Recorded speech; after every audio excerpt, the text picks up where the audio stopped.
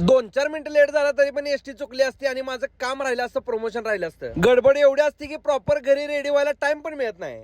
कधी कधी तोंड धुवा सुद्धा मिळत नाही. तरी पण मुस्टसचा माझ्याकडे ओशन फेस वॉश आहे म्हणून माझं सगळं चालते. गेले काही महिने झालं मी हा रेग्युलर फेस वॉश युज करतोय आणि आमच्यासारख्या वार फिरणाऱ्यांसाठी तर ही बेस्ट आहे. रोज इकडे तिकडे फिरून का नाही फेस असा डल होऊन जातोय, त्याचबरोबर पिंपल पण येतात.